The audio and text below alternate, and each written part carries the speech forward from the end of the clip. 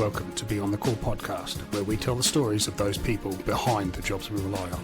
We go into the good, the bad and the ugly, and we shine a light in what can be a dark place. Just a warning, the content can be graphic and distressing, so please use your discretion. Please like and subscribe on your podcast platform and our social media. And if you have feedback, I read every single one. Let's get on to this episode of Beyond the Call. G'day folks, welcome back to another episode of Beyond the Call. Now, this podcast is about people in occupations that involve trauma, and most of us think that the usual occupations are things like first responders, defense, that type of thing. But it's important to remember there is so many more that we don't think about. And over the next few weeks, I'll be hosting people from all sorts of different occupations. But we're going to start off with my guest today, and it's my pleasure to welcome Amy Taylor to the show. Amy, welcome. Hi, so good to see you. So Amy Taylor is now based in New York, but she's a bit of a jet setter all around the world. Welcome, Amy. So Amy holds a degree in molecular biology, easy for me to say, and has an MBA. She's a qualified pilot. She's a model. She's an advocate, and she's also a high-class escort. We're going to go through this whole story and find out what the go is. So, Amy, where did you grow up and how was your childhood? Pretty normal. My dad is a retired professor. I grew up, he taught in Pennsylvania when I was a baby. And then when I was about 6 or 7, we moved to California and I grew up there. I did my undergrad at UC Berkeley and then I moved to Los Angeles for my MBA. As you said, I was, my undergraduate work, I studied molecular biology. I worked in biotech for 2 years, almost 2 years in between undergrad and grad school. Didn't love it, wasn't that great at it. So that's why I pivoted into business because I wasn't really qualified to do anything else. Modeling started when I was 14 in high school and was always something I had available to me part-time. But I didn't become tall enough or famous enough to do it full-time. But it's always throughout while I've been in school or working or doing other things, I've also modeled. And largely because it was fun and easy and paid the bills because I had this face and this body and why not? And then the flying, which yes, I've also added, that was simply, I got my private a lot earlier just because I loved it. My mom's dad was a pilot, so I think it was in the blood. And what happened was I wanted to fly bigger, faster stuff. And it becomes a pretty expensive hobby. So I decided to do it for a living simply because I couldn't afford to do it as just a hobby. You have to be like idiotically rich for that. And I am not. And it was also something I could do during the 2008 Great Recession. There was like no modeling work and I had worked in oil and that was kind of in a rut. So I just got all my instructor licenses and my instrument multi-engine tickets and flew more seriously because honestly, there was nothing else to do. So that's how that happened. It was kind of turning a hobby into a profession. And so I flew cargo and I flew charter and I've taught. I've never flown for the airlines, but I've flown in a variety of other ways. And then the escort thing, yeah, I liked successful men. They liked me in college. I promptly was hit on by a very successful doctor when I was in undergrad. And honestly, he was better. Frat boys still wanted to use my body like all men do. Nothing wrong with that. That's the normal male sex drive. It's human. But they wouldn't even like buy me breakfast. And this guy was like, do you want to go to the opera or go to Tahiti for a week? Honestly, he was better. I'm sorry, but he was. And so who would you pick? Obviously, like a lot of pretty young women, I picked the better guy. The problem became, though, that he wanted to marry me and siphon me away as a doctor's wife in a small town. And I perhaps should have done that. It would have been a very easy and perfect life. But I did not want to. I wanted more freedom. So I had this rich boyfriend during college, during my undergrad, while studying biology and while working in biotech. And then when I went to do my MBA in Los Angeles, which is about 500 miles away from where he lived, the original plan was I'd do my MBA, I'd come back, we'd get married, I'd have to have kids. Didn't really want to, but that's the life most women society wants you to do, and I would have. But he cheated on me, and I dumped him, and I think I honestly wanted to get free of him. I think I did, honestly, looking back. It was just tough to admit to myself that he was the first and only man I had ever dated. Yes, he was successful. He was 10 and a half years older. Not like creepy old, but I think I wanted to be free. I wanted to make my own money. I wanted to pay my own bills. I wanted to live a full expression of a human life, not just go from a student to a wife and baby machine, which is what almost all women for all of human history have had to do if they were allowed to be students, which most of human history, they weren't even allowed to get educated. But I just wanted more for my life. But the problem was he yanked out the financial rug from underneath me because he was paying for my MBA, he was paying for my college, my car, not undergrad, but grad school and my car. And I suddenly found myself living in Los Angeles with no money and in school. So like a negative income, not only earning nothing, but actually giant bills for school. What should I have done? Probably should have dropped out of school and gone back and worked in biotech somewhere. Didn't want to. Didn't want to. I had heard about high-end escorting from a sorority sister of mine a few years earlier, had that somewhere in the back of my head and was like, "Yeah, well, I'll do that. That's what I have been doing with this doctor, is the same thing." And honestly, it's pretty boring. I'm actually not that sure why people are fascinated by it. It's literally just dating. It's the exact same thing everyone on the dating apps is doing. It's just richer men and more beautiful women. That's it. And the dinners are a little fancier and the hotels might be better or whatever, Yeah. or not. But, it's actually not that interesting, and so, I figured out how to do that. It ain't rocket science, and Was off that to the through a races. website? What? How did you get your dates? Was that through like a website or an app or? Yeah, there's a million of them. It's just the Yeah. same as dating. There's dating websites that the men are perfectly fine to provide. They don't have an issue with it. I think the only men who have an issue with it are men who don't have any money and wish that those women were cheaper or something. I don't know why. It's literally the same thing people have doing for all of human history. Men have said, "I want sex and I will provide for a woman," and women have said, "I want safety. I will have sex with you." Like, and I don't mean to be so reductionist. Look, I know escorts who have married their clients and they're perfectly happy 10, 12, 15 years in. Some have kids, some don't. Some didn't. Some wanted casual stuff and then to go be free, and that's okay too. All manner of things happen. It's my country makes it a big deal and makes it, an issue, uh, and I understand at the low end, there's some, like, drugs and violence and stuff. I never lived in that world. I actually don't know that much about that part of it. Um, but there's literally it's utterly uninteresting at the high end. It's literally just dating. You see the same, like, 3 or 4 guys for, like, 10 or 15 years if you stay in it. It's actually super boring. Um, but America, I don't know, they make an issue of it, and the way that they treat it adds a lot of problems to it. So because they're mad at it, escorts get shut out of banking and housing, and they get shamed by their neighbors, and like a whole bunch of things that totally don't need to happen. Um, because they criminalize the advertising, they make it less safe.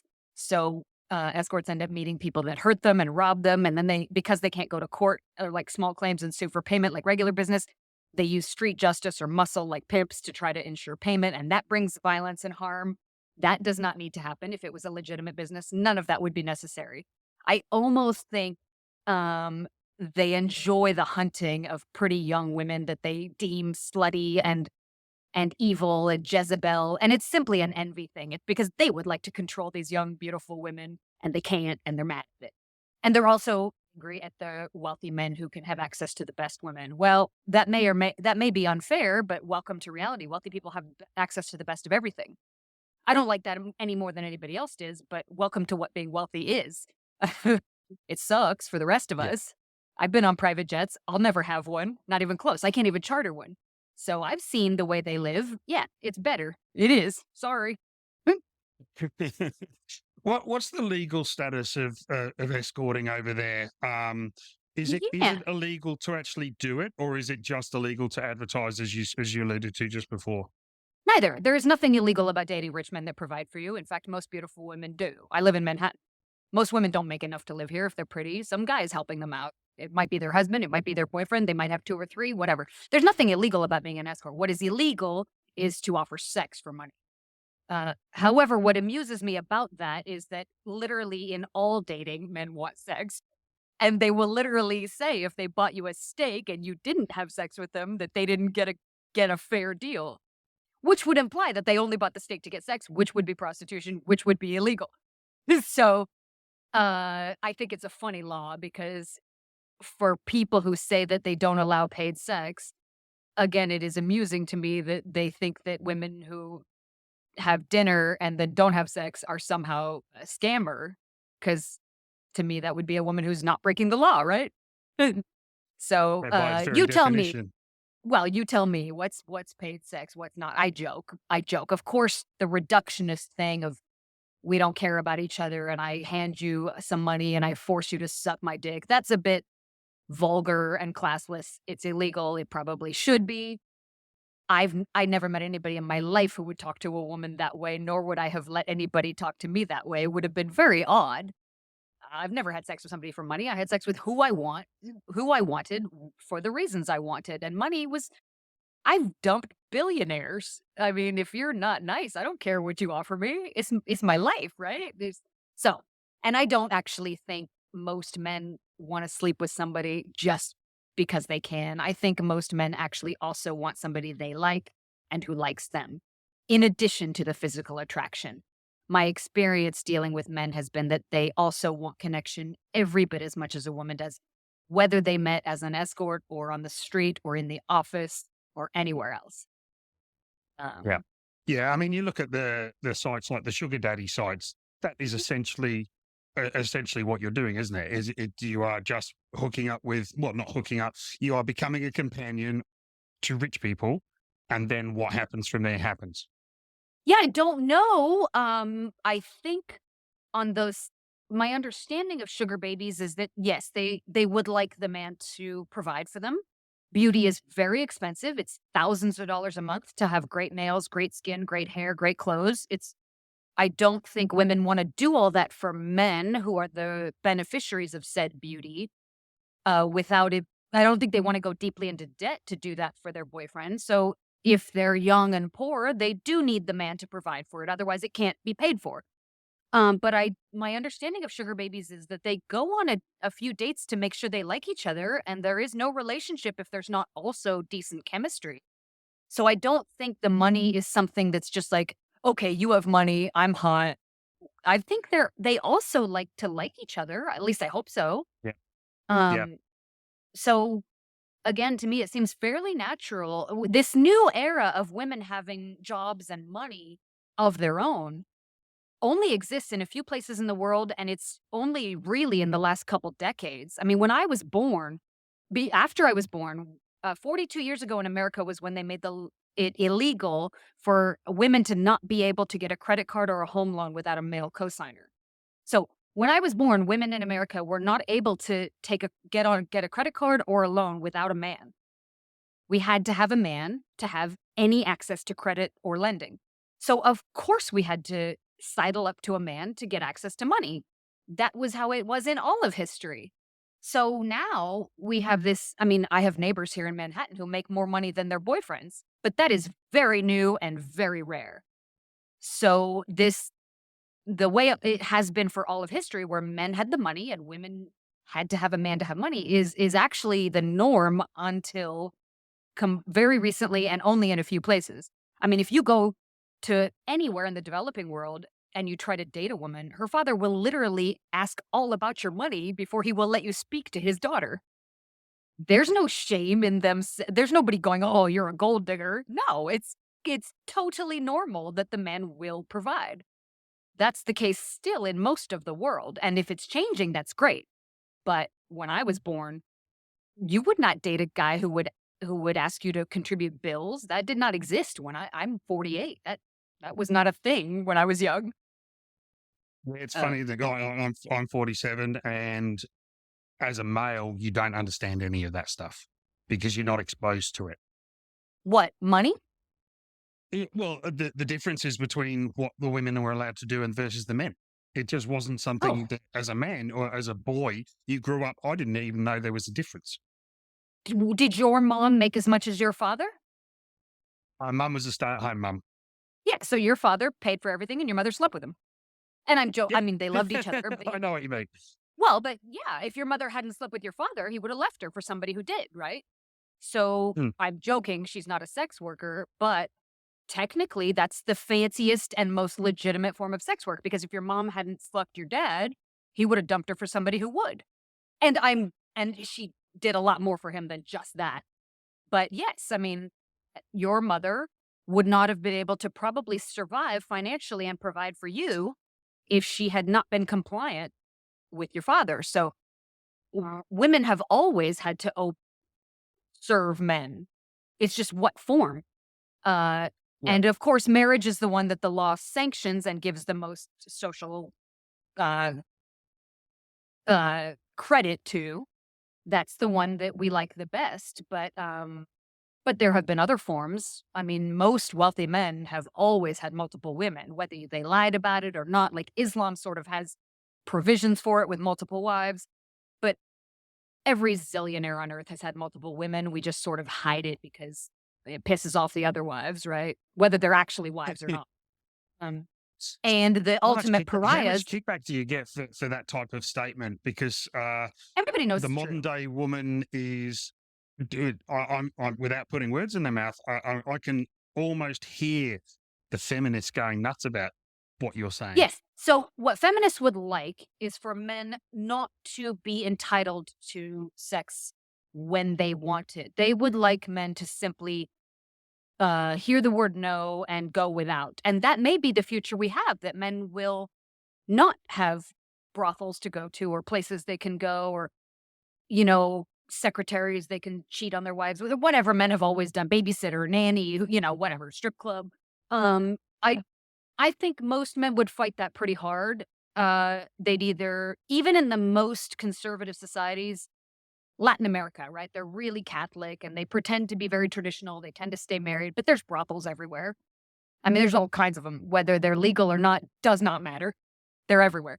Uh, and they are in the first world too. I mean, there's prostitution, for instance, in places that punish it by death. That's how strong the drive is. That when people are risking death, they still do it.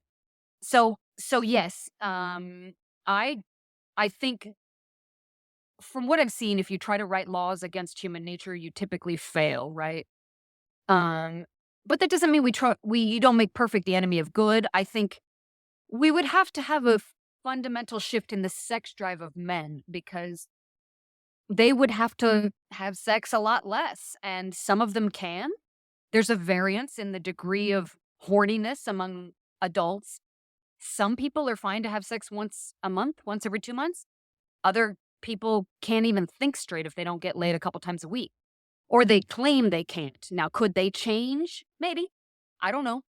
That's a hypothetical that we haven't been able to test. What is a lot more likely to happen is that they're just gonna lie, right? Yeah. So, Yeah. we've tried a lot of things to legislate against. I mean, the world does have a lot less violence than it did 1,000 years ago in terms of war and murder. So we've really chipped away at the inherently violent nature of some people, and we might continue to get better at that. Can we equalize the sex drive to this gap between how much sex men typically want and women? Again, with outliers being what they are. I know women hornier than their husbands and vice versa. I don't know. I don't think I'll live to see that. And I'm not really interested in a feminist or red pill manosphere utopia that isn't. I'm a lot more interested in the world that is than some hypothetical that people wish for, whether that's this feminist utopia where men don't want sex or the red pill manosphere where all women are traditional and obedient. Yeah, neither of those worlds exist. It's what's going on right now. I know Yeah. that when men hoard resources and are not going to let women have equal money and power, which I don't think anywhere in the world are women actually equal in net worth and positions of power yet. The Scandinavia, I think, is the closest, and they're not even close to equal. But I know as long as that's not true, then women will always finesse men to get. Because we're gonna live one way or another, right? We're not just gonna roll over and be homeless and die. So when you create a system of hegemony where one party has the power over the other, what you get is the low power party shucks and jives or finesses or lies or performs to get access to whatever crumbs they can. And that's what women typically did. Housewives, your grandmothers. They were usually fairly miserable, but they did what they had to survive, right? And it, feminists want a world that's different. Probably we all do. I think my sister makes more than her husband right now, and her husband says he loves it because he knows that she actually loves him because she could leave. Her finances are not tied to obeying him, right? So he's a great guy. He knows that she actually wants him for reasons other than his power over her because he doesn't have financial power over her. She actually wants him. So I think that's better. But ask a lot of people out there, they do not want women to make more money than men. I don't know why. I think it would be great. But be that as it may, I will never live to see a world. I will not live long enough to see a world in which that's the case if it ever comes. I don't think many men would allow it. I'm not sure Yeah, why. I You think think? if it is, it'll be generations and a massive cultural change. That's for sure. Well, and why not? Because again, then they would know that women actually want them. So it seems to me they set up their own misery because they complain about gold diggers, they complain about sugar babies. You don't really love me, you just want my money. But then you don't let women have money. So what the fuck do you think is going to happen? I don't know. I Have your mean, cake and eat it too. well, and women do the same thing. They tie a man down to monogamy and then they don't sleep with him and then they divorce him for cheating. So like Hmm. I have seen cases in which women were like, I didn't sleep with him for 2 years and then I got mad at him for cheating. And I'm sorry, but like, girl, what did you expect? I'm not Yeah. excusing cheating, but I would have. If you denied me, if I was married and a guy didn't sleep with me for 2 years, I wouldn't even be sorry. Yeah. Yeah. I joke. I Now, when joke. when you grew up, did you grow up in poverty, or were you what sort of class would you have counted yourself as? I'm middle. My dad was a professor. My mom was a stay-at-home mom mostly. She worked part-time here and there. We took vacations. We had a swimming pool. We didn't stay at the Four Seasons, but we had more class than cash. Like my dad speaks a lot of languages and published books and intellectual, but he was in academia. We weren't like rich. Like, I worked during college and I had scholarships and things. Um But we had ballet lessons and, we'd go to Europe a lot, but we'd stay with family to save money. We flew coach. We stayed at Marriott's, not, Ritz-Carlton's. But I had braces and never wanted for anything. I didn't go to private school. I went to public school, but good schools. And my father was a refugee. He grew up in poverty and war. He grew up in Budapest and was a refugee in Paris and then moved to Amsterdam for high school and then the US for college. My mother's family's been in the US since the Revolutionary War. She was an Air Force brat, so certainly a decent middle class life, but she didn't grow up rich either.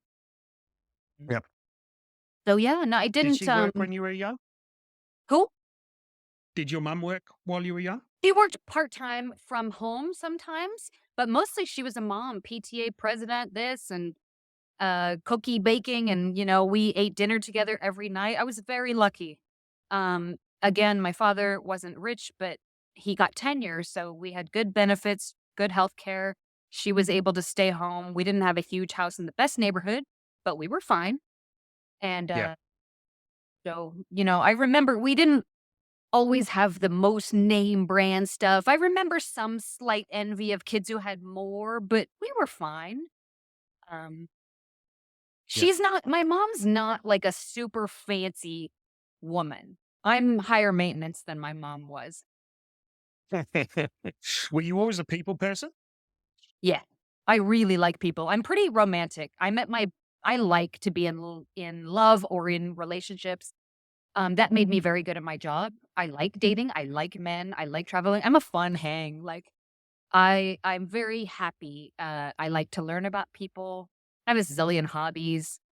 Until somebody's mean to me, I'm always approaching with kindness and love. And unfortunately, I've had to write people off, but only after they really forced that to have to be the case.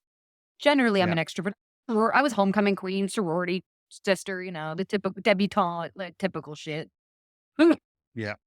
And So, boys and always like, during the early part during the early part of your escorting career or your companion career, nobody from your family knew.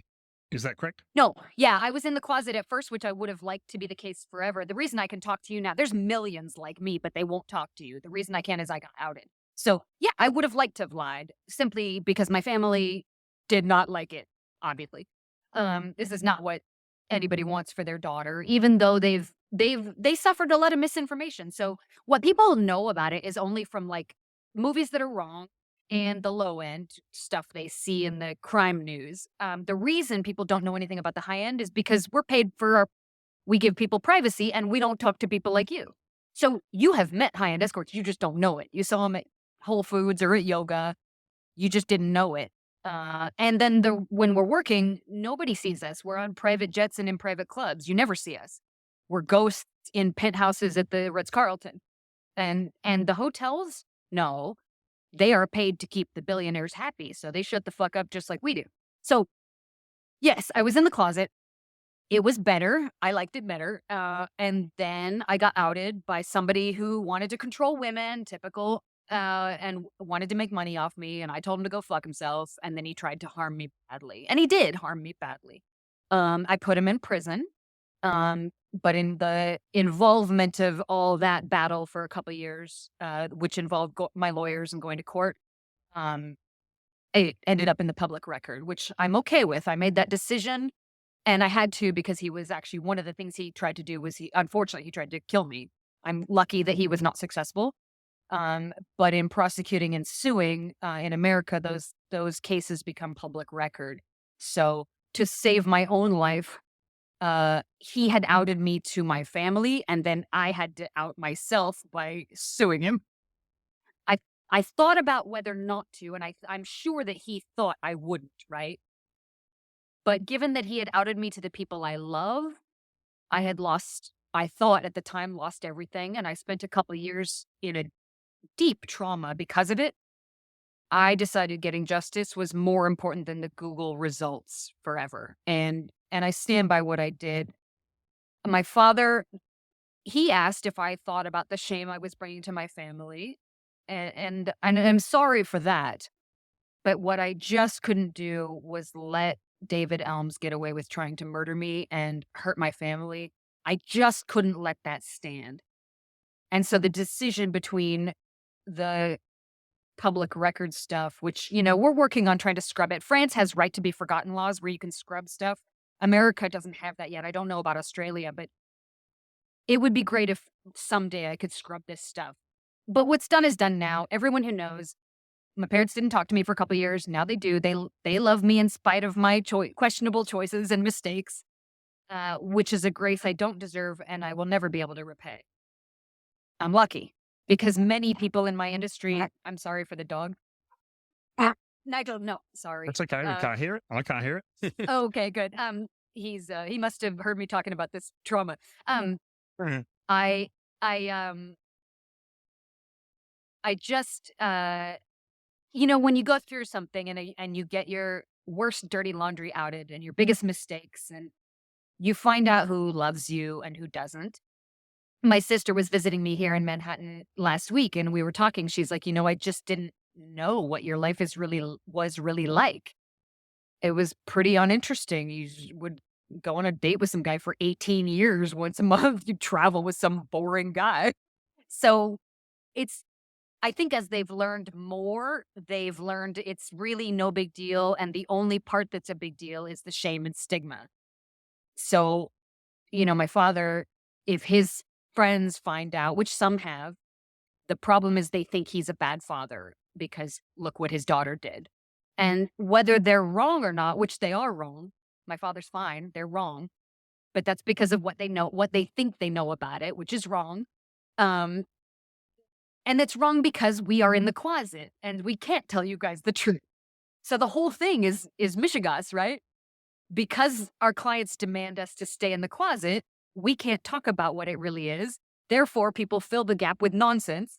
Therefore, we suffer shame and stigma when we're literally not doing anything else. Everyone else isn't also doing it's dating. It's just dating. Yeah. uh, I know before when you said that your dad eventually they came back, they love you, and you said you didn't deserve it. Why do you think you didn't deserve it?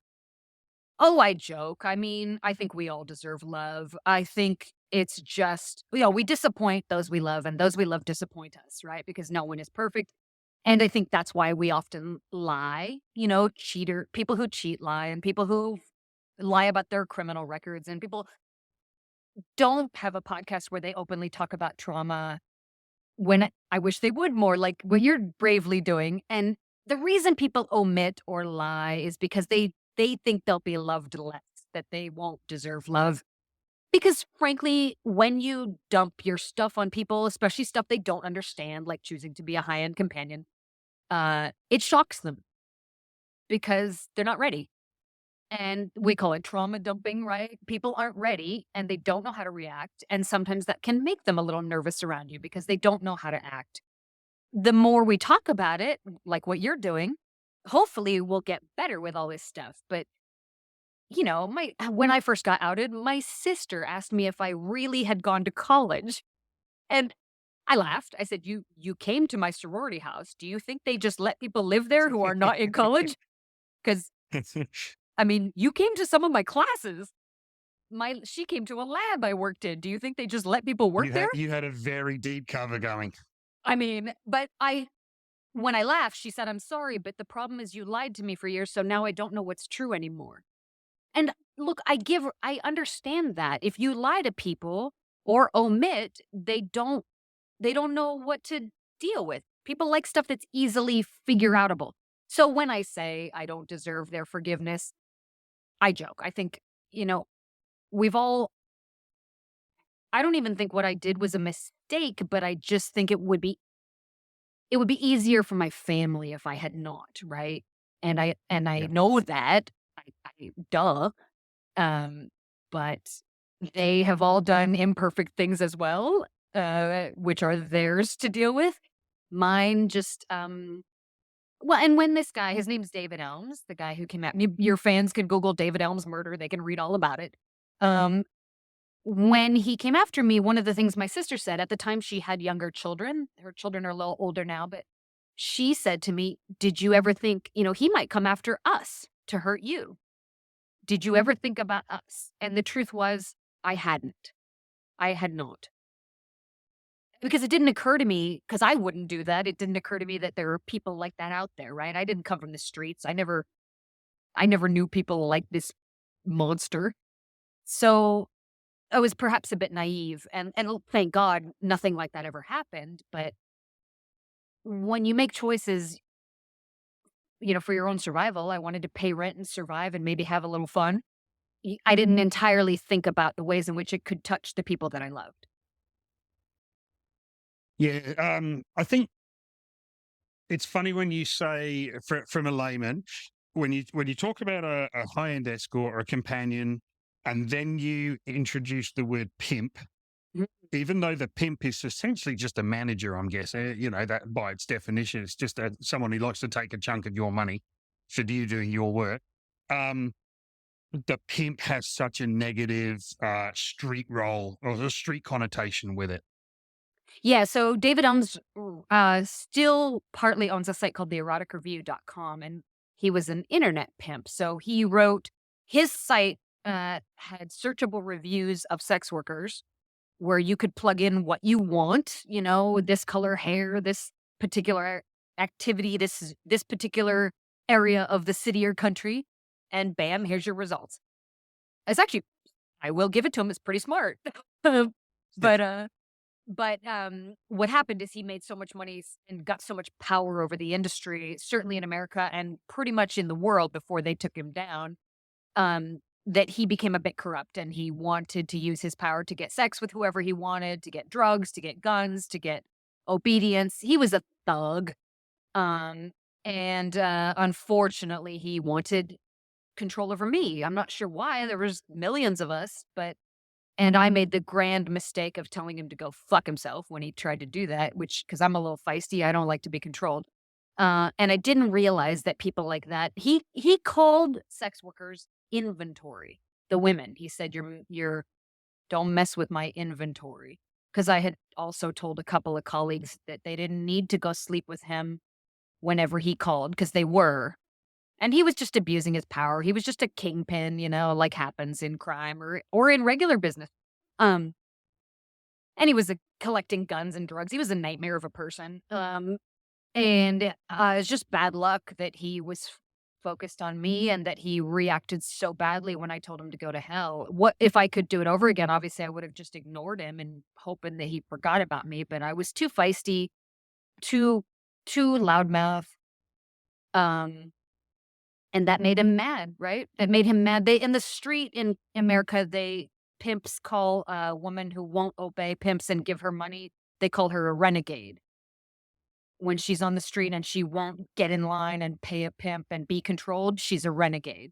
So I suppose I was a renegade in the virtual online world. I wouldn't What he wanted was for me to sell sex, which first of all, I can't do, that's illegal. But I would sell sex and then clients would write reviews for this site and that he would charge memberships and make money. And he offered me a deal where if I did that, he would add other really good reviews that he said would help me. And he would, if I ever got a bad one, he would take it down and that would help me. And I'm sure people did that with him, but I was not one to be I didn't want to be part of any of this garbage. And Yeah. certainly it included coming over to his house and doing whatever he wanted physically, which I was definitely not gonna do. Um, so yes, pimp, I mean, I don't know, I don't have a better word for somebody who thinks that women are products and property to sell and trade, but whatever you would call that is what he was. No, I mean, when you look at the outcome, he seems to fit the bill perfectly. There are people that run, I mean, I know in Australia, I know a couple of brothel owners and they're totally normal business people, at least from what I know and hear about. I've never worked there, but Um, so I'm well aware that not all managers are like that at all. Some are totally great and normal and just running a business and trying to do good and make a little money. But this person was not a good person. Yeah. But he's out of So, prison and apparently he's cleaned up his life and gotten sober, which is good. okay, and he still runs this site that you're aware of. Well, he's changed his name. Victim Services tells me where he is, and he uses a different last name now to try to move on. He has a daughter, but he is a part owner in a company called Treehouse Park, which is in the Grand Cayman, which is an offshore financial shelter for the money that owns the Erotic Review. And they've sold off pieces of it to Eastern European stuff. But I mean, it's shell after shell after shell of offshore companies. The same deal. Which, yeah, it doesn't matter whether it's oil, sex work, or anything. They're all bloody good at hiding their money. I mean, right? I mean, right? How do you think OnlyFans has changed the industry? Yeah, it's very interesting.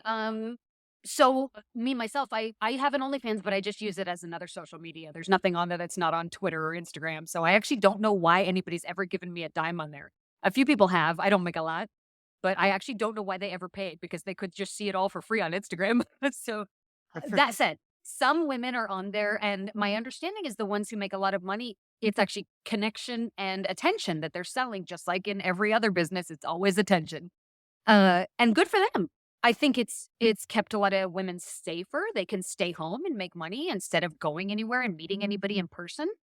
I think because it's on the internet, it slants success toward the physical beauty, right? Because it's a visual medium. In the way that strip clubs or porn, it's very much about how pretty you are. Where a lot of like companions and professional cuddlers and dominatrixes and people who are in person, yeah, they're usually decent looking, but actually you'd be surprised it's not the most beautiful who always do the best. Because in person, there's a lot of like charisma and chemistry. Again, you probably can't be ugly, but it's not just a picture or video. So a lot of other things come into play. Like in high-end escorting, I made a lot of money because I'm a very, very good skier. I grew up skiing. I can ski anything. And rich guys were like, oh my God, I can take you skiing. You can ski anything on this mountain. And you're a great hang après ski at the restaurant, right? Or the bar. Yeah. So that wouldn't matter on OnlyFans. Who gives a shit if you're a good skier? But, like, I know a lot of high-end companions that are really good. They golf really well because guys are like, "Oh, I can take you on my golf vacation, and I can spend a week with a hot chick too," right? So, I think it's a different skill set on the OnlyFans than companionship. However, I do know dozens of women who've quit in-person companionship to do OnlyFans. They tend to be the younger and or more beautiful, um, but some of it's working out great for. And of course, the leeches have come, the managers that wanna take too much of your money, the Andrew Tates of the world with what he and his brother ran that My Free Cams, and they scammed the women. Um, and I must get 100 of those a day from OnlyFans managers, and they're, leeches. However, I'm sure some of them are good and do work that maybe the models don't wanna have to do. Yeah. So Geez, there's some insane money going around on that platform. I think that someone recently came out and said they earn 50 million a year. I think was it one of the Hadid sisters earned over $1 million in 24 hours. sure. I mean, people want direct access to celebrities. I know some Sarah Silverman is on there just doing comedy. She's not doing anything sexual. It's just another platform for her. Um, Well, I believe that's so what it was originally intended for, is like a behind the scenes or an intimate type of subscriber only version of this person. And it wasn't right? brought out for sex work. But then, of course, like COVID happened and lockdowns and things, find a way to happen.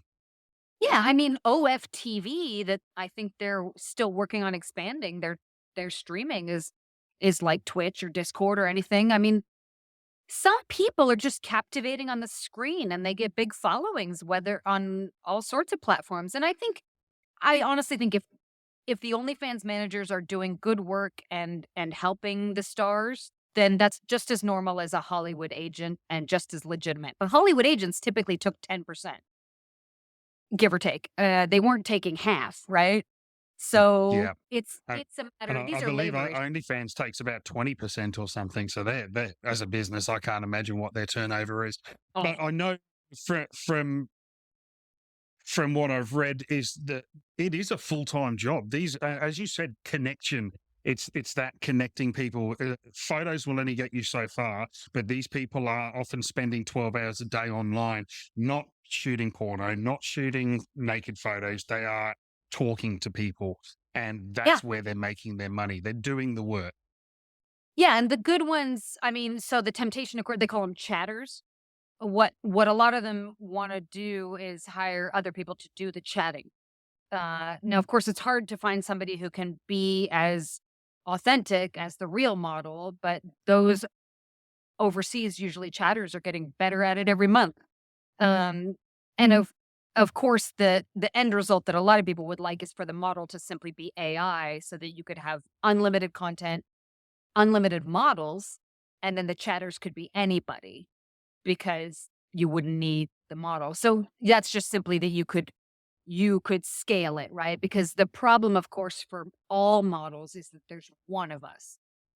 Like for me, I get yelled at online because men want me to answer my email. Well, I can't. I have an autoresponder because I can't answer 10,000 people a day. And that's just me. I can't. I have to prioritize attention. So obviously the scalability is the goal and all that stuff. And if somebody can master that, they'll get very, very rich. But the problem, of course, is that the chatters, they just haven't mastered how to act like a hot young model from London yet. Right. But they might. Yeah, it won't be Look, long. That won't be long. I I did a reckon podcast. within a few years. Yeah, I did a podcast with somebody a month ago and he was a young guy. And he said, honestly, a lot of guys my age don't want to put up with real women anymore when in a video game we can create an AI woman who is nicer to us and does whatever we want. And of course, my response was, well, it's not a real person. But then I thought about vibrators. I mean, it's not a man. And yes, I joke. Some vibrators are very sad when you'd actually want a man to snuggle with, but they have their purpose. So I Absolutely. I don't want to see a world in which we don't pay attention to each other, but maybe the old ways in which, look, women wanted money, men wanted sex. Maybe this is why we invented marriage because maybe it all goes full circle back to what ancient societies figured out is that if you wrap it up in the blanket of love, it's just better and everybody gets what they want. Yeah, I mean, there's dowries, Yeah. there's arranged marriages, so that even the very nature of marriage has been evolving for a very, very long time. Yes. Yeah. I mean, we we're so independent minded nowadays and inventing more ways to not need each other. I don't know what the end game of all that is. If we totally don't need each other, that could be a problem, right? Because, you Absolutely. know, we shelve away our elderly, we put our kids in boarding schools, no one needs anyone anymore. Men don't need women. If they've got an AI model, women don't need men. I'm this is of course hyperbole, folks. Um, that probably isn't a world that's good. If then we'll just all be very isolated and lonely. It's good to need each other, but I have faith. I mean, look, I have seen billionaires who could have any model hot chick they wanted, and they still wanted love. And a lot of them still didn't, they didn't always go for the hottest. They went for somebody who loved them, even though they could buy. I mean, there's still something magical in real connection that I don't think you can buy. I don't think you can AI. I I don't think you can monetize it. I've had offers of all kinds of stuff, and if I just didn't feel it, I didn't feel it. And I think so have men, right? What do they say? No Yep. matter how hot she is, somebody's tired of fucking her. Yep. Somebody's tired of the shit. Yep. I mean, right? And We there's no all such know. thing as a perfect marriage or a perfect companionship. It is literally when two human beings get together. That if you don't, I think if you don't have any sort of conflict, if you don't have any type of difference of opinions, then that would be boring as shit too. Why do you think some people like to share their life with a person like you guys have each other? And in spite of the fact that there will be disagreement, that's life. Do you think some people just want to share their life with somebody and others want it on demand? Or do you think they've been hurt and they're not ready to trust again? Or why do you think? I think there's a combination of lots of things. What you've witnessed growing up as well. My parents are still together after they're nearly 55 years now, and they used to bicker. They used to annoy the shit out of each other, and we used to get annoyed with them bickering. But at the same time, it taught you that you don't. I never heard them say a really angry, horrible word to each other. They never called each other names, and that's the one thing me and my wife we pride ourselves on is we fight well, we fight healthy. We don't say we don't use any of our weaknesses against each other. We don't betray our trust in each other by using words in hatred or to undermine the base. And I think depending on how you were brought up or what you were witnessing determines how you fight. And Mm, when you fight ugly, it's really hard to have a healthy relationship despite the fighting. sure. Yeah, they say you don't use the D word. Because once you can say, I'm really mad at you right now, but I'm not leaving, right? I'm just really mad at you right now. Yeah, Yep. in high end escorting, I tried to avoid them. And for the most part I did, but uh, once or twice over the years, I met people, I'm thinking of one in particular who preferred things with no emotional connection. And if he said if he felt any kind of connection, he was on to the next relationship. And I hate to be so judgmental, but I wondered like who hurt him because I think he was avoiding what's really the magic. And I'm sure he had his reasons. I never did find out why. It wasn't my place. But I remember thinking how odd that you want it empty. Like, Yeah, and that's the juxtaposition of human emotions that if you want love, you've got to expose yourself to hurt or pain. the worst, right? And dumped. Oh my God. It's a great diet. You always lose weight. But oh, the work. I just ended something with somebody about a year and a half ago, and he's doing great. I'm actually happy for him and also a little jealous because I'm human. But it's an odd feeling, but I am really happy, and his life is better this way, and I know it is. It's fine. But I'm jealous. But it was so bad. Like I look back at these texts I sent and I seem crazy. I was like, oh God. It's fine. I'm still glad after all the things I've done that I can still feel. And most women and men in my world do go on to be wives and husbands and have relationships. I hope in my old lady years that I have love, whatever that looks like. I don't think it needs to be marriage. I'm not going to have kids at this age, but it will be quite a task for some man to take on what I've done. He's going to either have to be retired or self-employed or not care about stigma. But I have seen dozens of women in my world find love afterwards with some brave man who's willing to stand up and say, look, she's retired. It's in the past. It definitely narrows the pool, but I don't think it makes it zero. We'll Yeah. see.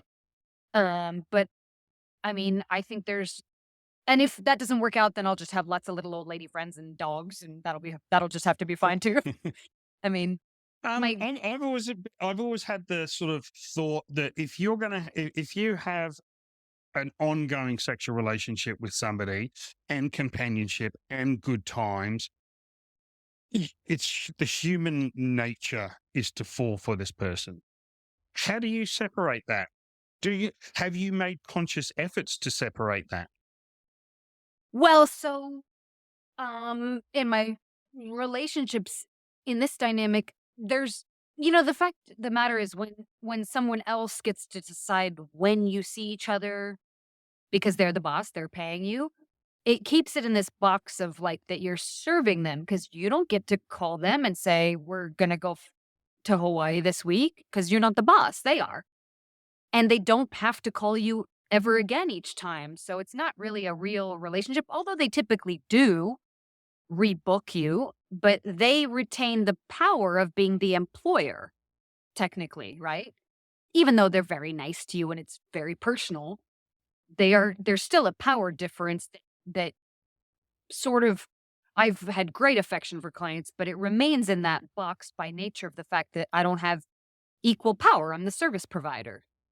Or whatever power I have is not uh somebody else's the customer, so to speak. So it and then also while most wealthy men are very polished, they have nice teeth and hair and stuff because they got money.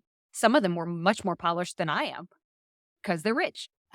They often are not my physical type, right? They chose me based on they like my type, but the reverse was not true. I chose them based on how they treat me and they're the right choice, but I didn't choose them because I thought they were hot. So they physical chemistry is often lopsided, right? I never served anybody I thought was hideous. I didn't have to, luckily, but they may not have been exactly what I would have chosen. Although I never really cared, even in my regular relationships, I'm not that interested in what a guy looks like. I'm interested in how he treats me. I've dated tall, short, fat, thin, different races. I don't care. I care how he treats me.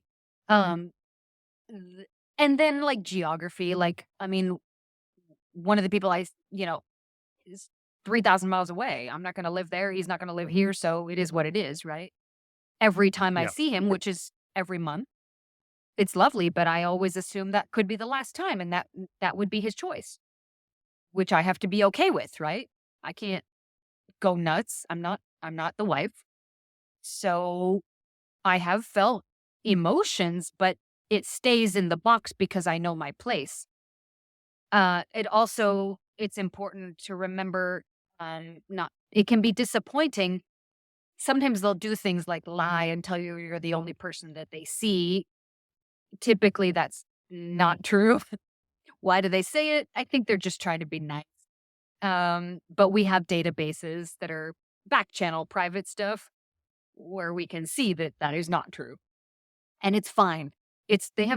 I'm like a restaurant. They don't have to go to the same restaurant every month. But if I were to develop overly strong feelings, it would probably be a source of disappointment. And that wouldn't be healthy for me to mix it too much. It's important to remain professional, right? It's a absolutely. profession where you're expected Well, it's a profession where you're expected to act unprofessional because you're acting like the girlfriend, but behind the scenes, it is actually you're pretty professional, Yeah.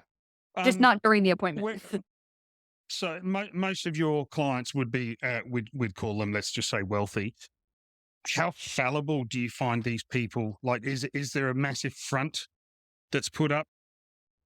Like, what, with me or in their life or Oh, yeah, in their life. Like, is there a difference? A lot of these people come across as very, they are rich, they are powerful, they have a lot of people serving them. What do you find? Do you find that they don't treat you as an object, so to speak, and they actually open up and you get to see the person? yeah, sometimes, sometimes not. I mean, they know they get better service out of you if they're gentlemen, and most rich people have really good manners because 'cause they're socialized to do so. So, if they don't like you, they're just very sweet to you, and then they never call you again. I was lucky that that didn't happen to me too often, but it did. Like, I used to see this one guy, and he moved to Europe, and he was like, I love you, but I'm not gonna fly you to Europe all the time. It's too far." And at the time, I lived in California, so it was literally the other side of the planet. And then he moved back to the US, and I thought we'd rekindle, and he, decided to see one of my colleagues instead. So I realized it wasn't just location, he was just done dating me. We had had a nice couple of years, and that was it. He liked Mm. variety more than he liked me. Would I have liked that he returned to me? Of course, but he's the boss, not me. In terms of their reality, so a lot of them so rich people are very private.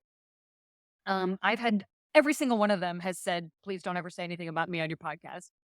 On these shows I do, and I find that very funny that they're that narcissistic that they think anybody's watching these to try to figure out who they've been, because no one cares. But they're worried about, and it can be dangerous to be very wealthy, especially if there are things like offshoring or tax sheltering or, I have known people who've committed fraud.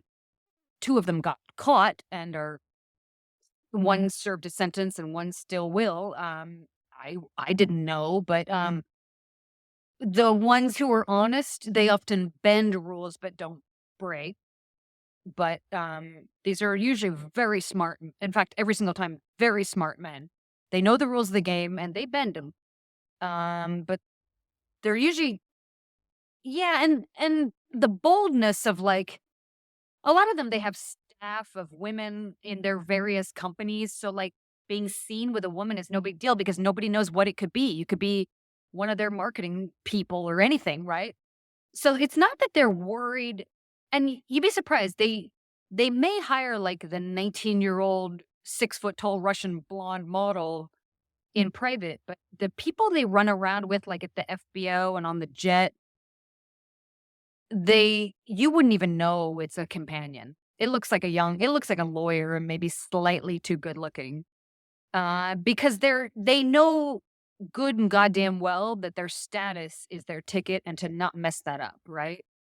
That Yeah. said, yes, a lot of people serve them and people are paid to shut the fuck up. Like their drivers, their pilots, they don't say anything and they all know. Cartier and Rolex have a list of all the women they've bought stuff for. And often they walk in and say, send one to this address, send the same one to that address, send a third one to that address. Because then their Christmas shopping for the year is done for all their women. And Cartier knows to shut up. So, Yeah. but they also don't know what it is. They don't know if one is a business connection or a cousin or a coworker or neighbor. They don't care. They don't care. Hotels, they're quiet. These men tend to have homes all over the place. So, uh, yeah, in terms of who they present versus who they are, they also go in phases. I've met men that are going through a divorce and they're in a pretty miserable place, but these wealthy divorces can take 2, 3, 4 years to settle out. So they're single, but they're not single.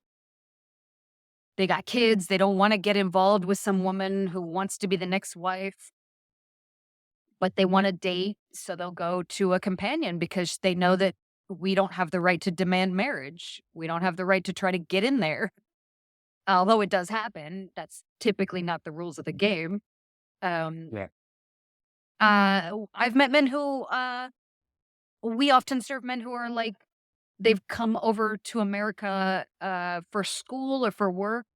And culturally, they don't totally relate to women here, so they can't date as easily. Um, I served for years a veteran who had been blown up in a landmine and had no legs and one arm and had no access to dating. Should he go without connection and intimacy for his whole life? I don't think so. I was proud to serve him. And we still remain friendly. He found love and moved to another country and he's great, and I really enjoyed getting to know him. But he had, because of his physicality, he had no access to a woman, but he still had the same drive as any other human red-blooded male. Um, so it's all manner of things. Uh, What the what about why the negative side of the rich people or the rich lifestyle where they're not used to hearing the word no? Yeah, I served a billionaire for a few years, and I was younger and just more disorganized as you are when you're young, and I would be late in Los Angeles traffic where I lived in those years. And he finally, like the third or fourth time, he's like, "Do you know who I am?" And I got mad. I was like, "Yes, I know. You're you and I'm nobody." And he said, you can't make me wait for like 2 hours to see you when we have plans." And he was correct. I was being rude and disorganized and stupid. And I don't know what I was doing. I think it might have been passive aggressive because he was a little bit of a shit sometimes. Uh, he would be a little bit of a shit about payment. And it made me so angry because he was a billionaire and I was a graduate student. I was so broke and it was nothing to him. A measly few $1,000s to him versus how much I needed it. And he would make me beg for it, and he would joke at the end of appointments of like, "You're not gonna see me for free, you don't really like me," and he would do it every time. So, I think maybe I was passive aggressively being late on purpose, but it didn't register consciously. Whatever I was doing, where I knew I wasn't getting ready on time and I knew I would be late. I think I just didn't really like him, so whatever. But I needed the money, I was broke. And when he finally said that, he said, "Okay, this is the last time I'm gonna see you." And it was. He never spoke to me again. And it affected me because it was a loss of income, Yeah, and, hey, he didn't give a shit. He's a billionaire. There's a million of me, right? I'm yeah, nobody, literally nobody to him. So yes, there was but I had earned that by making a billionaire wait not just 15, 20 minutes, but like 2 or 3 hours. I don't know why I did yeah. And for them, in their busy lifestyle, that can be a huge deal. Anybody who does that, I mean, it's unprofessional of me. It was unprofessional of me, and I think looking back, I didn't wanna dump him because I needed income, and I didn't know if I would get another client, and of course you always do. I shoulda just dumped him, but I didn't have the guts. I don't know. Who knows what was going on in my head? Um, yeah, they're not used to hearing the word "no" as much, but they also, uh at least the ones I knew, always very much had their lives together. Like, when they made plans, they didn't really flake. They aren't late. They they have, and it's easy to have your life together when you have that much help, right? Because you have money. But things like little things, like they don't do drugs, they don't go drinking and having a headache because they have shit to do the next morning. They brush and floss twice a day. They tend to be very controlled, measured people. That's how they got the lives they have. Although some just inherited it. But the ones who were self-made, they're where they are for a reason. They're not fuck ups and they don't tolerate anybody else around them being a fuck up. I think a lot of them have like this anathema to anybody who's a mess. They don't want to be around it. Now, yes, they're snobs. They like the best of everything. Sometimes I wish they could. I once took somebody worth hundreds of millions of dollars to Starbucks because he had never been to one. Because he had chefs and people. He never went out in the public. When he went out in public, he usually had to have security because of the nature of his job. It was well-known CEO, major company, um, and a controversial company. And we were in a different city, and I made him go get a caramel apple cider, which they're quite good in the cold months. And he was horrified at first, like this public paper cup thing. And I had him take a sip, and he was like, "This is so good." I said, "See?" And then I made him go ice skating at a public rink with the rental boots. I was pretty sure he was gonna dump me, but I didn't care. Uh, and he had so much fun. There was hardly anybody there, uh, and I think he was horrified to rent a pair of boots, but he had socks on, it's fine. He wasn't gonna catch any fungus from the commoners. And, I think, he called me delightfully alive, and I don't think it was entirely a compliment. But, I think sometimes they like to dip their toe in the pool of common filth like me. Maybe that's why they hire us. There is some enjoyment for them to show us stuff we can't afford, which is why a lot of them like you to be younger because you've never been anywhere yet, you've never done anything. It's not very fun for them to hire somebody who's 48 like me and who has been everywhere now. Like, it's they yeah, if you tell them you've already been to that hotel with some other guy, they hate it, of course. So you usually lie, right? But, and that's normal. No guy wants to take you somewhere some other guy already took you. That's fine. But I think they do wanna show you their world because they can, but I think there's a degree to which they also wanna be reminded of what the world was like when they were back in college, before they were rich, when maybe they married the first wife for love, before all the money made them get divorced and hate each other, before they cheated on her because 100 women a day threw themselves at them because they got rich and all the complicated things that came along with. I'm not excusing their luxurious lives but I think sometimes they enjoy stepping back to where they were, maybe? But I Yep. guess you'd have to ask them for sure. um, how do you deal with trauma? So Mm. you've had obviously, you had somebody try to take your life. You've Yeah, had the trauma of how the family reacted, and I don't care who you are. That's traumatic if you're close, and then all of a sudden you get cut off. How yeah. have you dealt with that, and what have you learnt from that? My therapist makes a lot of money off me. Yeah, the 2 years when my family didn't speak to me were rough. I just flew. I was in Arizona. I just flew all the time. I was adding those bunch of tickets, different ratings and stuff. And it was also the Great Recession, so, like, everybody was broke too, which was a weird time. Um, and, yeah, when David Elms tried to kill me, yeah, I didn't sleep very well for a long time. I went and bought a firearm, got trained, got a concealed carry permit. I know the statistic. My lawyer was like, he's very anti-gun. He was like, you're 9 times more likely to get killed by your own gun. I know all the statistics, but I couldn't sleep at night and it was something I could do. And hey, target practice is fun. So I did that, which, perhaps was stupid, but it was something.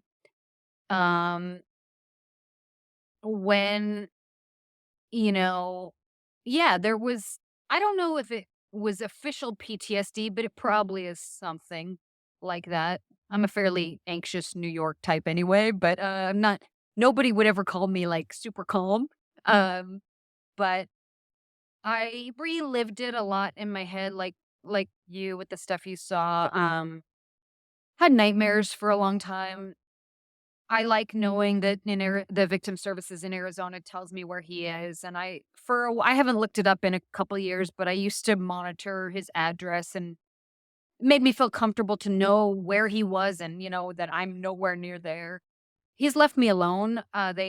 Apparently he's cleaned up his life, and that gives me faith that he will not do anything to me again. I had a Russian client at the time from San Diego who was like, "Well, he's in prison, so now we have him killed." I was like, "No, Sam. No, we don't." And Sam was like, "Well, you're stupid." I said, "This is not Moscow. This is not what we're doing. Even if this is not who I am. I don't do things like that to people, even if I could get away with it." And Sam was like, "You're an idiot because he's going to kill you." And he never did. And I guess that's good for me. I like being here for now. Um, but yeah, I exercise a lot. I spent hours today at the Pier 57 with my dog in the sunshine. Uh, like you noticed, I'm a chatty bitch. I'm an extrovert, so I like people, but I get afraid a little too easily. Um, especially if they physically come at me, so I have to be careful. Like If anything's weird on the subway in New York, I just go and get in the next car. And I try to remember that I might get scared more easily than is justified by reality. I try to remember some of that is and build in structures. And the people, my neighbors and family who know me and know about the David Elms debacle, they they know that some of my mental health issues are a result of that, and they give me, grace with the little bit of anxiety or whatever it triggers. Exercise helps a lot. Yoga, breathing. I drink too much coffee still. I'd probably be calmer if I didn't, but I like it. And I know that I feel good when I connect with other people who've seen some shit and been through some shit. And every time somebody is kind to me, it's another little tiny brick in the wall that shows me that most people are good, because I really believe that's true. And I actually believe David Elms, if he hadn't been addled out on crack cocaine, would not have done what he did, I think. I hope. So, one day at a time, like all of us, right? Yeah, absolutely. And but the therapy is important. No, that's awesome. So what do you do now? What is a day in the life of Amy Taylor right now? Well, as this gets toward its sunset, I still see two people that I've been seeing for almost 18 years and 16 years. So very casual. I pop off to Florida and California, and the rest of the time I'm just home. I get a lot of brand deals. I still model, still fly. I'm adding my rotorcraft rating, which is hard. And I hope it'll take me a couple of years if I can even pass it all. It's a lot harder than fixed wing. I go visit my family a lot. I'm gonna have to move back to California because my parents are getting older. So that'll be within 5 years. I'll I'll leave New York, but I'm really enjoying Gotham City for now. I always wanted to live here and try and be a New Yorker for a little while, and it's a dream that I get to check this experience off my bucket list. Because New York City it's so fucking fun. It's so fun. It's not bucolic, it's not mellow. Maybe it's good for my anxiety and PTSD because it's the only thing more neurotic than me is New York City. Yeah. Uh, but that this chapter here will end. I'll go back to California where my family is. Um, and I wanna tell my story. I understand a lot of people think I'm a garbage person. That's their right to think what they want, but I think I wanna humanize it because there's so much trauma happening to sex workers, especially the ones who aren't as privileged as I was in spite of what happened with David Elms. The rest of it was very privileged, and most people don't get that lucky. And most therapy people and social worker won't even deal with them. They won't help them. Just like there's not any financial advisors or there's very few CPAs. There's nobody help. There's nobody who will rent to them. Like no systems and structures around. And yet CDC estimates there's 1 million women in the US alone engaged in some form of sex work. So that's a lot of people. It's one out of every 125 women in just my country. So I would like the days in my life as I sunset out, which is happening, to if I could leave my little corner of the world even a tiny bit better, and I don't know that I'll be able to, but they need things like allied healthcare that's willing, if you in America, if you tell your healthcare provider you're a sex worker, you lose your insurance. And that shouldn't be. In Belgium, Right. they I just mean, yeah, so over here we're lucky we have universal health care, and then you can have your private if you want it. But ultimately, the money talks. What you do for a living is completely irrelevant. really?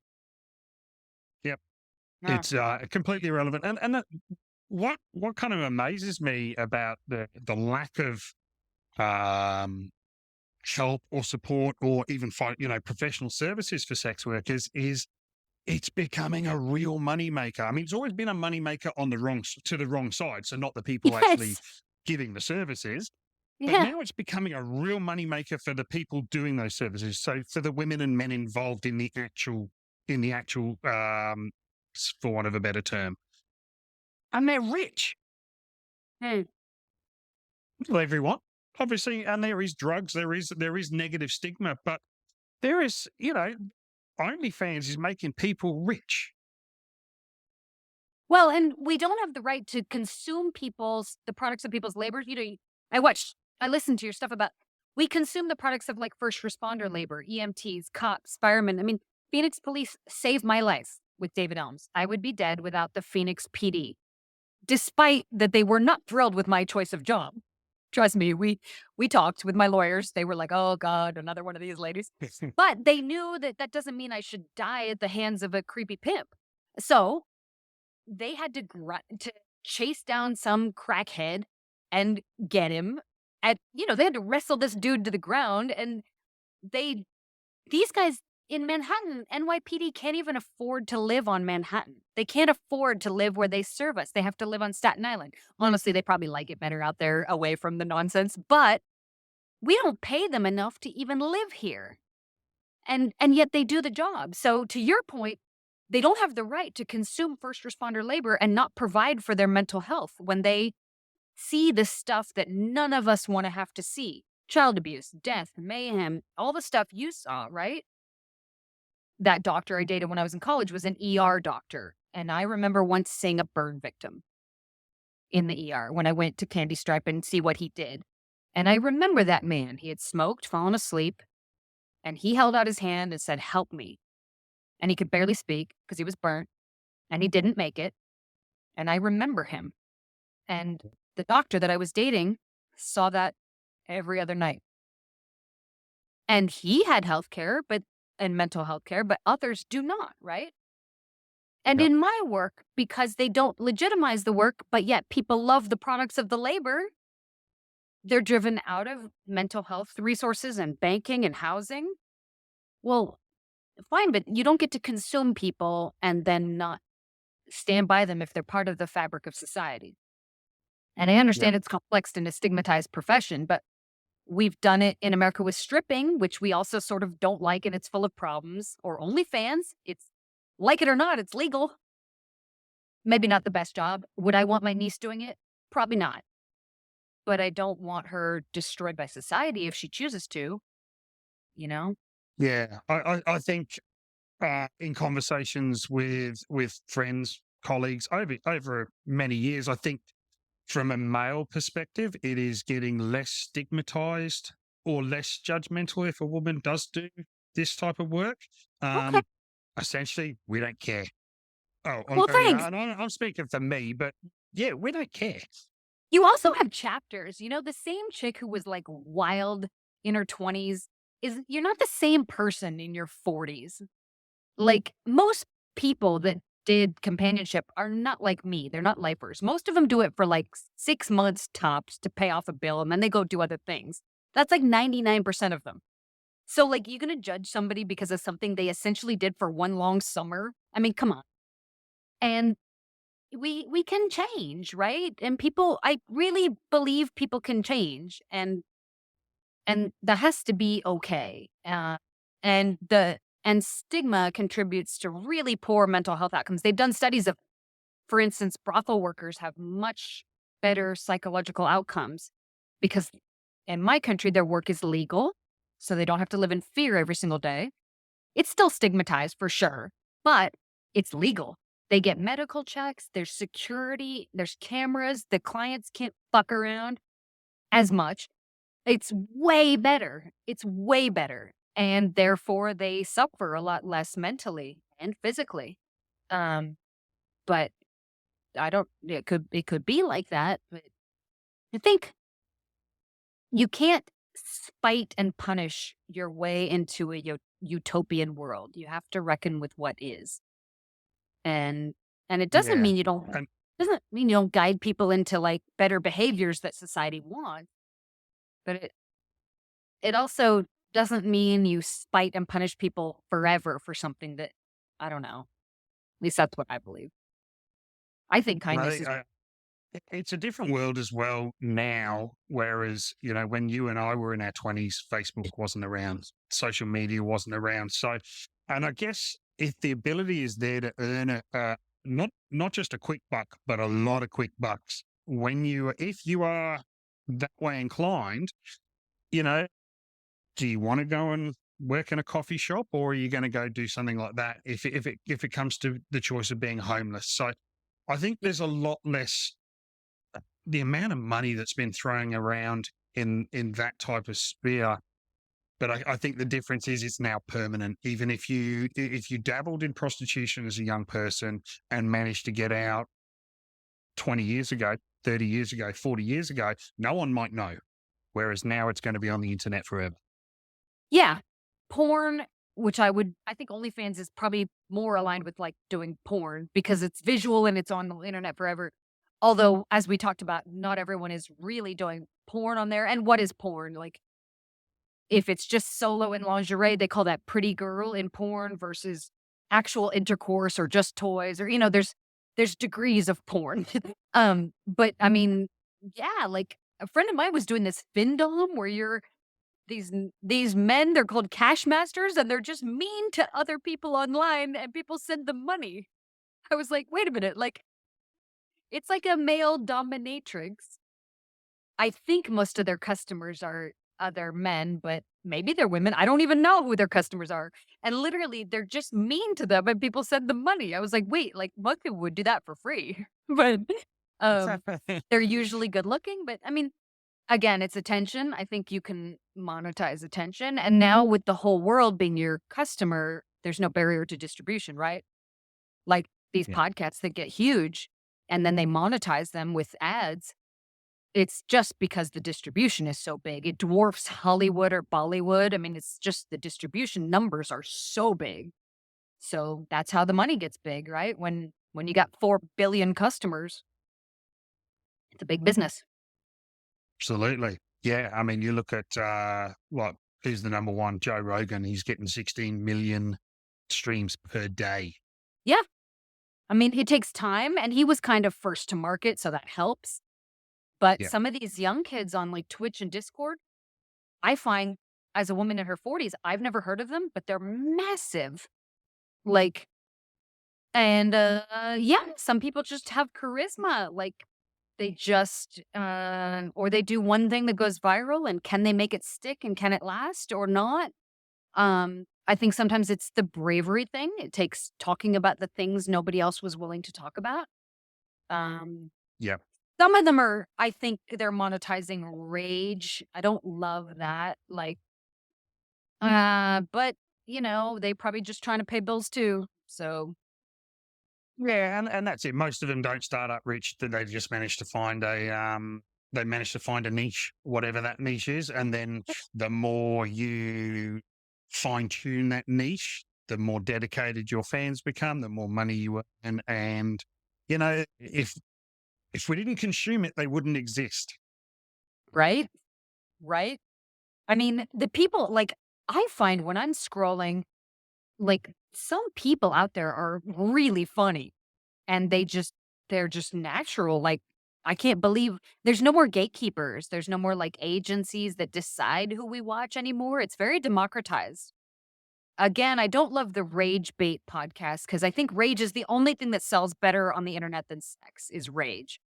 And I would argue that rage is more harmful to society. Fighting, but again, I mean, once these shows get big enough to like ask for the live chat, the super chat stuff, and people are calling in and paying $100 to like talk to the guest or make fun of the guest or argue with the guest. I mean, I cannot fault anybody for doing that model.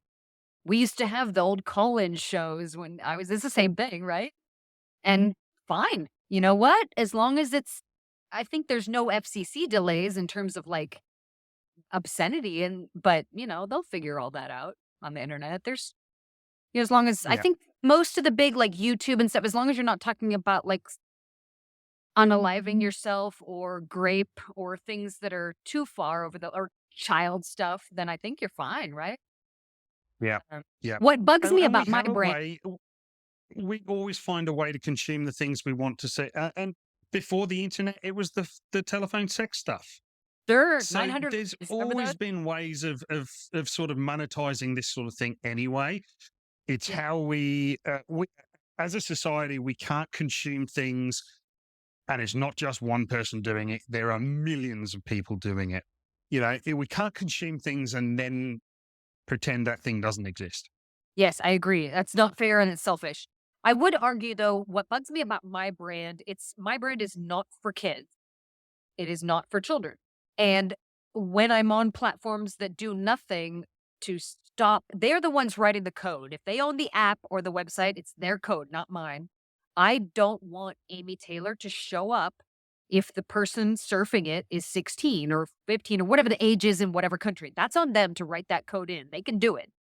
And it So really bugs. on that, Australia has just passed the laws, and we're the first country in the world where social media is banned for anyone under the age of 16. Wow, I didn't hear that. That's fantastic. Good. Yeah, they were passed last week, and I think it actually gets enacted in 26, I believe. Okay. So it takes a year because they've put it on the companies themselves. They're the ones that have to work out how to do that. And it cannot involve a digital ID for the people that do go on. Well, device based is good. They'll figure, you know what, if they want the big bucks, figure it out. And good. I mean, there will be kids who get a phone and nothing's ever perfect. But what bugs me though is I get on Instagram 16-year-old girls saying they see my posts and I'm trying to be positive, but I'm not always posting the bad stuff. I'm posting the good stuff because I can't win. If I post the bad stuff, I get called a tragedy and a victim. And if I post the good stuff, then I'm a Jezebel who's spoiled. I can't win. But then I get these young girls who are like, I want to live like you. And that is not good. They're too young. They don't understand the full story. I would not recommend this, even if they survive it like I sort of have. It's still a dumb choice. They should learn tech and get a regular job. It's easier and better. They should not choose this. But these sites are not doing enough to protect. And the problem, I suppose we have some culpability and we post these fancy social media feeds and they think it's all that glitters is gold, which is not the case. I think about that a lot is what culpability do I have in making the young think that they should choose what I've chosen, which I do not think they should. Uh, But yeah, this is a good solution. Australia is just simply if you're just too young and impressionable, you shouldn't even see it. 'Cause you're not ready Yeah. for it, right?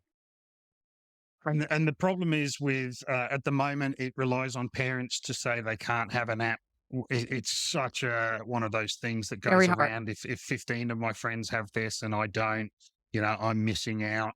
So if everyone doesn't have it in that age group, then that I can't see it. And apart from the people that think it's an overreach, the vast majority of people support it.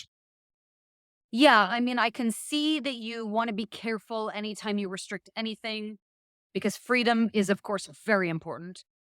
But at what cost? Yeah, I mean, would it be great if there was like a separate internet for adults? Sure, but that's not what we built. It maybe but this has to be worked out. The internet's been kind of a wild west for its initial 30 years that it's been extant. And I know we passed that CDA 230 in America. Bill Clinton passed that famous law that said that internet sites were not responsible for the content that they post if it was UGC, user generated content, because they couldn't afford the compliance of a million users on Reddit or the old MySpace and all that. And that makes sense because the compliance is too expensive. They couldn't do it. And the internet would not have grown. And they wanted it to grow into this thing that it's become, which has been a miracle. But maybe now that it's more mature at 30 years in, it's time for something like, FCC controls and obscenity laws and all the things that were applicable to television, right? There were rules about what you could put on TV. Um, and if not the websites, then who, right? I mean, Yeah. And the the device. irony about this social media ban is that there's still no impetus on like Pornhub to do the same. Well, yeah, Pornhub, I think 18 states in America have said Pornhub has to age verify. And instead, Pornhub has simply not available in those states. If you're logging in from those states, you can't get to the site. Now, you could just use a VPN, right? But Exactly. Pornhub's, and most of them age verify with a one button click that says, yes, I'm 18, which is nonsense. Um, Some people talk about device-based verification. Now, I'm no techie, so I don't know what I'm talking about.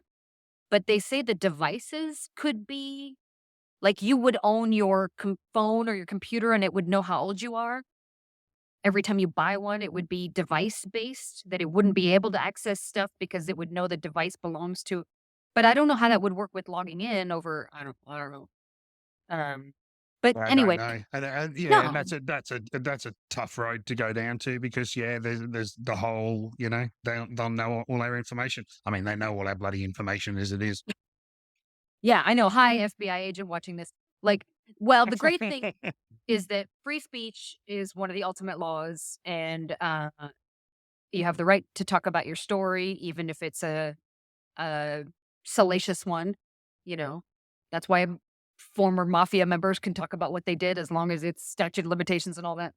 But yeah, I think young people are too impressionable to see. You're just not ready to see all the nuances of the adult world and all of its glory.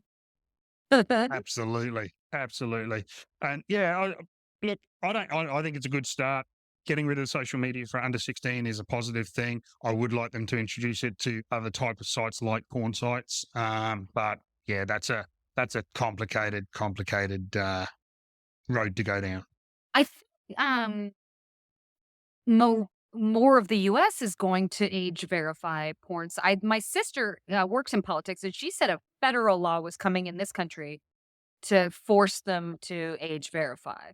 The My understanding is, though, how do you force sites from other countries to comply because they are not subject to your laws? They're not here. Absolutely. I don't know if you block, like, I've been to China a few times and you can't get to Google when you're in China. So I don't know if, like, I want to just watch Sean McAuliffe on my Netflix and I can't because I don't live in Australia. It makes me very angry. I love Sean McAuliffe and I can't no, sorry, YouTube. It's geo blocked and it frustrates Yeah. me because come on, US, let me Yeah, watch. and there's ways around things, and like you said, there's VPNs, and for every progress, there's going to be some person that can undo that, whatever it may be, because that's the nature of what we do. We challenge each other, and I think that's what makes humans get better is we challenge each other in every aspect. Yeah. And perfect can't be the enemy of good. I think we can all agree that privacy matters. But we can also, I don't think anybody sane would say that children should be accessing porn. Uh, Even though we all did. I found my dad's Playboys when I was like 15, but that was just Playboy. It wasn't like the stuff you see now. Like that's Yeah. some of it. Oof. But maybe I'm just, Exactly. It was naked ladies. It wasn't full porn. And then yeah, if they did find you did find the full porn, it was like holy crap. Yeah, I don't think I right? was a rite of passage of a teenager, wasn't it? Well, and it was so much. I feel like it was a lot tamer back then. The stuff we had. This stuff is aggressive on the internet now. I don't. I'm not a huge fan of it, but some of it, it doesn't. I don't know. It seems. I don't know. I would crack my back trying to do any of that. Like, no thanks. I'm good. I try not to yuck anyone's yum, that's for sure. But and the thing is with it being global is that more and more people that have their little niches or the things that they like are they're growing those niches. Whereas before they were in little pockets, they're growing those niches. It's actually really good. I've seen that some women's body positivity is actually up because they've seen that OnlyFans models that look more like them, they're either bigger or shorter or different races, different ages, have a fan base. And they've, instead of it always just being like a 19-year-old skinny blonde, which, we all like that, of course, but it's not the only thing people like. And it actually has, and same with like, I agree. People's fetishes, I've seen a lot of that. And while I have my own personal preferences, which actually run fairly vanilla, I have found it very interesting to see the diversity of what people are into. As long as you're not hurting anybody, you do you. It's cool. Whatever. Absolutely, 100%. And so you've really taken on this sort of advocacy role. You go on a lot of podcasts. You do, you like to get your message out there now. I want to try to the degree possible because I got outed and there's nothing left to lose. I I just want to show one human face because I have seen that when people don't think that we're just human beings, They fill that vacuum with a lot of nonsense that is often very harmful. And I thought if I could talk about what happened, it would maybe be a cautionary tale. I also thought if I could show that even if you hate what I've done, people listening, you could see that I'm a person just like you. And that might help with some empathy. And maybe it won't, but I thought it might. And I've known there've been smarter, better advocates. Amanda Goff is one of my favorites in Australia. I love her. She's brilliant and funny and gorgeous and hilarious. Um, but I just the fiat lux thing. I think you shine a light. Fiat lux, let there be light. I think it's the same with trauma and the story that you tell of your former career and the work you're doing trying to get help for first responders. I just think nothing ever gets worse by talking about it. And for whatever degree it makes people uncomfortable, I think it's still good to be honest. Yeah, absolutely. I've got no dramas making people uncomfortable if it's with truth and allows for growth. When it's just sex, everybody fucks, you guys. Relax. Everybody fucks. It's how we all got here. We all got here because our mom took dick. Calm down. I'm sorry. Love it. We're gonna leave it with that. That's perfect. Yeah. Amy, it's been You're wonderful clever. to meet you. Thank you you. for coming Likewise. on, and thank you for sharing your story and being so open about your experiences. It's not something that we get to talk to a lot of. And like you said, the more we talk about it, the more normalized things become, and the more we are all human beings, and that's Yes. all it's about.